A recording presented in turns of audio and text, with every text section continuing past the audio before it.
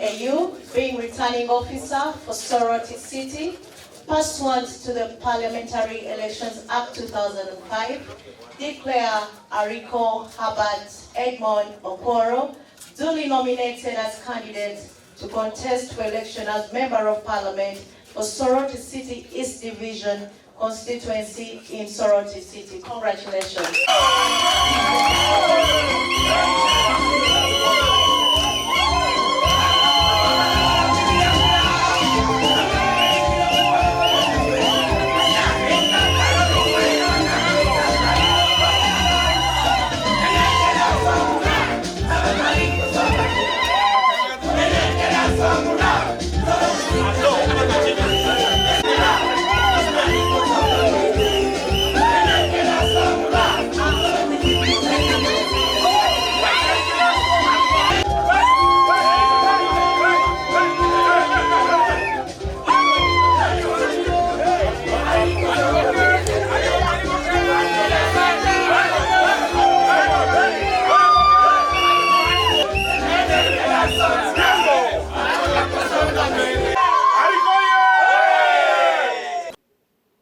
Pan-Africanism, social economic transformation, and democracy.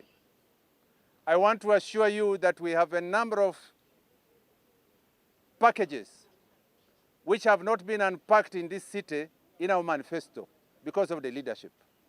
Now that we have a formidable candidate, and I want to assure you we are going to win this election decisively, I present to you Honorable Herbert Edmund Ariko to address you.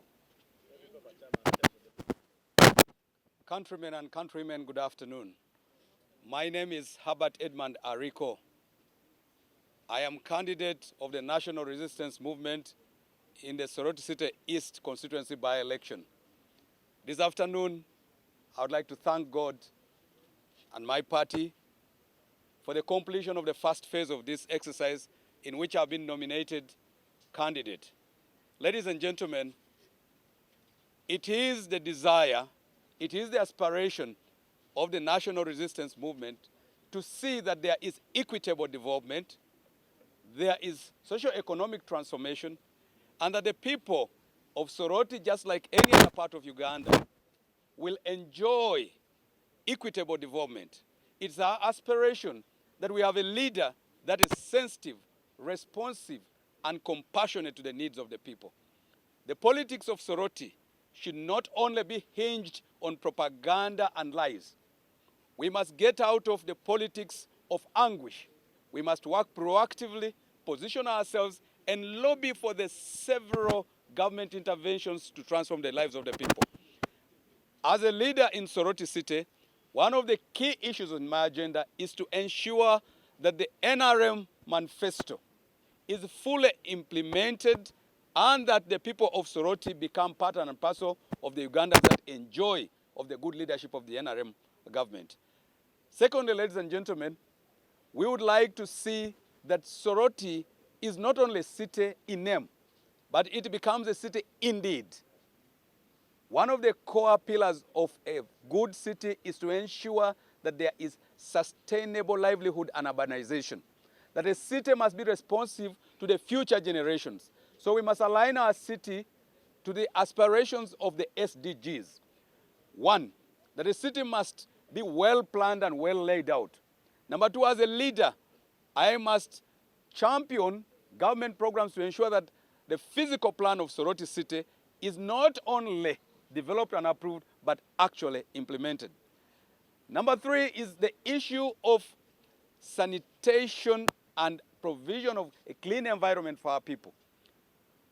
We would like to say that what we see in Soroti City is not something that makes any leader proud. And I wonder, how would you be happy to lead a city that is infested with a lot of garbage and rubbish? One, I must work out programs with the local leaders here, together with the technical staff. If the city finds that it is not in their comparative advantage to collect rubbish, then we must look at better ways to do this. Divest, go into public-private partnerships so that other people can come in and manage the garbage, and we only pay them as contract persons to manage that for us. Number two, that a city becoming clean and habitable is about the leaders taking proactive action to sensitize and talk to the public on the need of the city to look as it were. Why would you like to have a beautiful, clean, and well-planned city? Because such a city will become a tourism hub.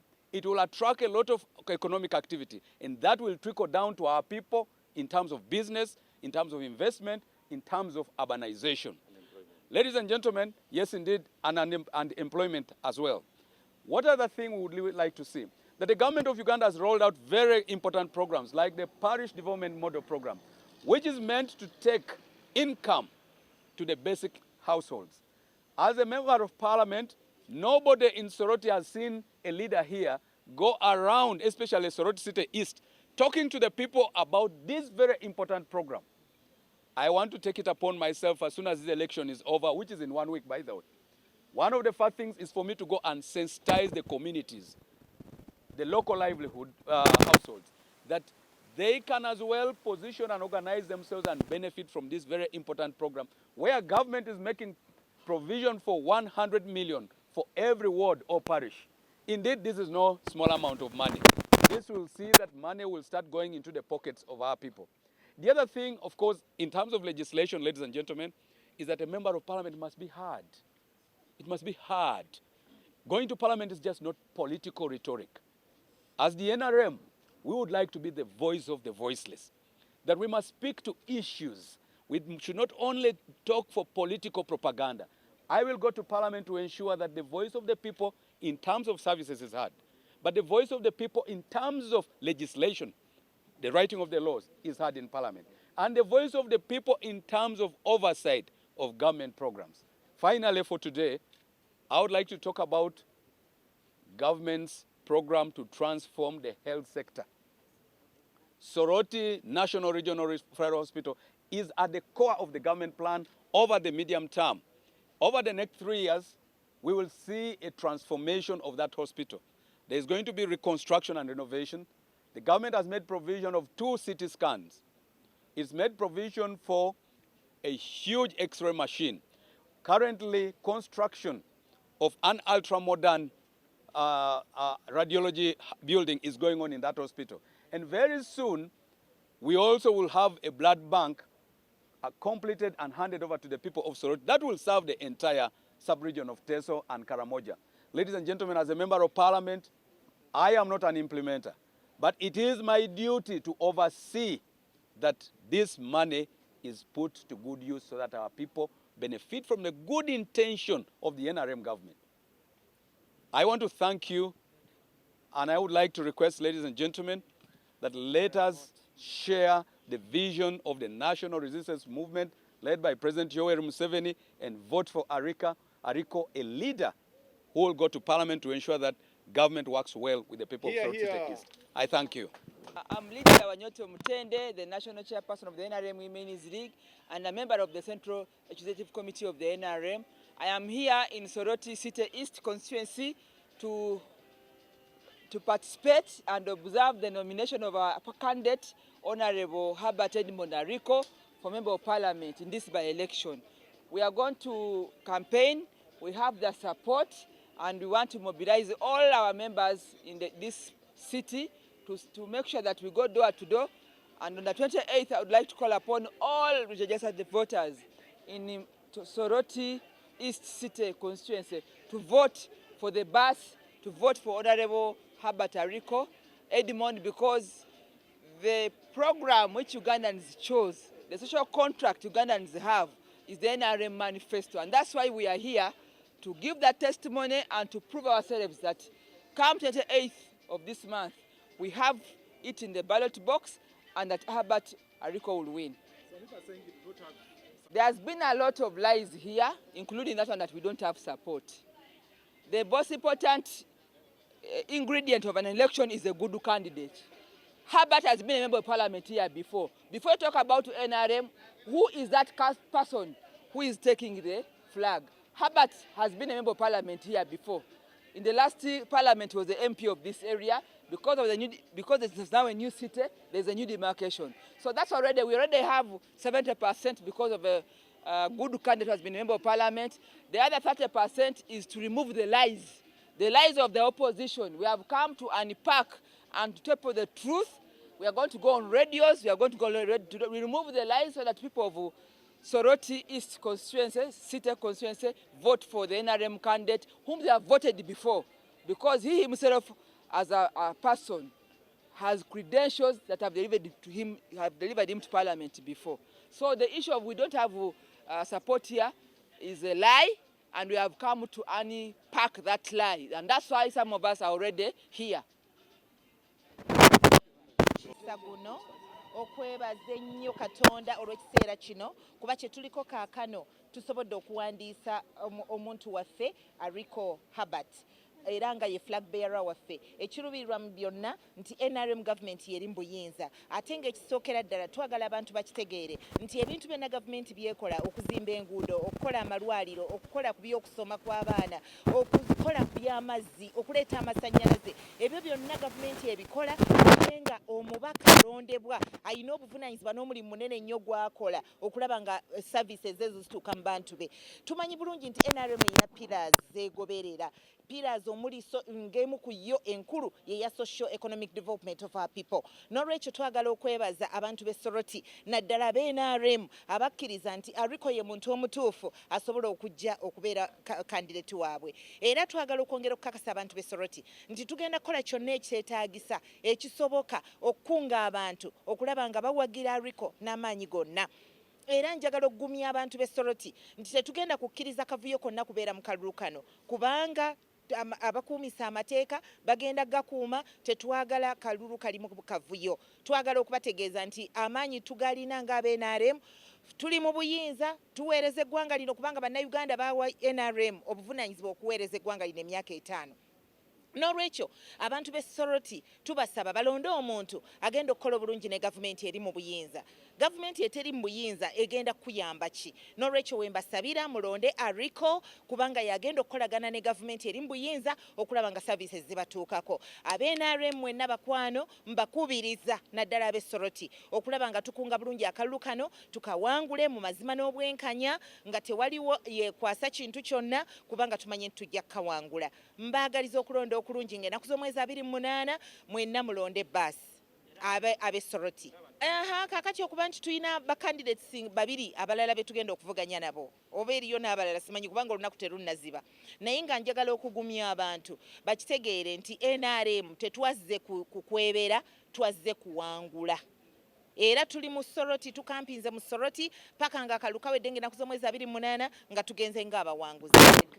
Nze Lydia Wanyote Omutende akulira abakyala mu Uganda monna aba NRM abaweereza, ate nga ndi memba wa Central Executive Committee ya NRM.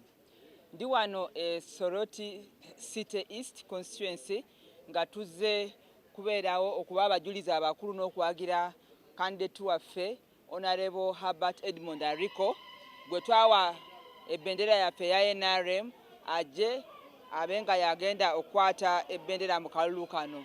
Mukama atukwatiddeko Electoral Commission emaze omukolo gwayo ogw'okumutongoza n'ogw'okumuyisa mu mitendera egy'okuba nti candidate katumaze, naye njagala kubiriza abatuuze b'e Soroti bonna Soroti City East nti ffe tulina manifesto bannayuganda gye bawandako eddusu. Manifesto ya NRM yetambuza program za Uganda kakati nga tukatwala mu National Development Plan 3. Tubasaba mwe Herbert Ariko akalulu tusobole bakolera nga bwe twabasuubiza 2021 ku 2026. So ab'e Soroti ng'ennaku z'omwezi 28 muveeyo mu bungi mulage kyemwagala services okubakolera ng'ate NRM yeri mu ntebe ey'obufuzi mu Uganda. Mwebale nnyo, mwebalire ddala.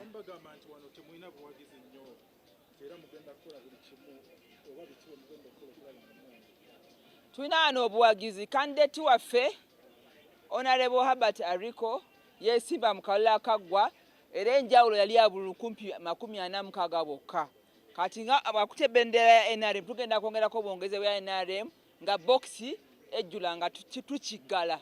So saagala muntu kuveeyo n'alowooza nti endala tagenda kusinga. Ffe twaze tuli bamalirivu. Nange nayingiddewo dda. Abakyala mwenna b'obuttale abatunda amenvu ku makubo mwenna abakyala baffe abalungi. N'abakyala abakola buli wamu ntuuseewo akalu kaffe tukateeka awatuufu. Tukimanyi nti nno bwe tujja mu kalulu ka tuba bamalirivu, ffe tuli ba propaganda, tuli ba pokopoko, ffe tuli bantu bakozi. Tugenda kunoonya akalunju ku nju, muntu ku muntu. Herbert adde mu palamenti nga wa NRM. Bampita Christine Eyu nga ndi returning officer wa Soroti City. Olwaleero lwe lunaku olwokubiri lw'okusunsulamu abantu abaneesimbawo mu Soroti East mu bwa MP n'obwa kansala. Kati era nga bwe nabategeeza jjo n'abantu 7 abaapiikinga zino forms okubeera aba MP, then abantu 4. Naye we tugattagatta abantu be twakasunsulamu bakasunsulamu ba MP 2, owa UPC alindiridde, bakasunsulamu owa jo twasunsudde owa FDC, leero wa NRM bwe twakamaliriza. Tusuubira nti engeri y'abantu abalala gye baapiikinga forms saawa zikyali paka saa 11 we tuyinza obbagamba ekituufu engeri process gye naaba ekomekerezeddwa. Mu ba kansala abasatu bo bazze kati tulinzeeyo oyo omu, naye nga process etambudde bulungi. Abantu baffe abazze basunsulamu ne basapoota baabwe bagoberedde amateeka nga era bwe twabagamba. Tusuubira nti bwe baneeyongera kuba olunaku lw'enkya tugenda kukola kye tuyita harmonization of campaigns. Awo tunaakola enteekateeka nti onaabeera wa ku lunaku ki ne ssaawa ki mu kusaka akalulu. Kati eyo gye tuyita harmonization tujja kuba tugikola enkya. Otherwise mwebale nnyo. Ssaawa zino tetuyinza bagamba kuba tuli mu nomination. Naye tusuubira nti mu pre-polling day meeting tujja kuba tubategeeza abalonzi bameka abaana ba participating mu kuno okulonda. Abantu abalina essuubi nti banaakola effujjo tubategeeza nti tukolagana nnyo na poliisi. Yeteeseteese bulungi nnyo okulaba nti abantu bagoberera amateeka. Ate naffe bano abantu baffe bano betusunsuddemu tujja kusigala nga tuteesanga nabo okulaba nti bagoberera amateeka gano. Kubeera mu mazima enkya tugenda kutuula nabo tubawe kye tuyita campaign guidelines. Naye omuntu yenna wanaamenya amateeka poliisi yeeriwo okukola ki? Okukola omulimu gwayo. Thank you. Briefly again Luzungu, but my eyes don't see. My eyes don't see in the sun.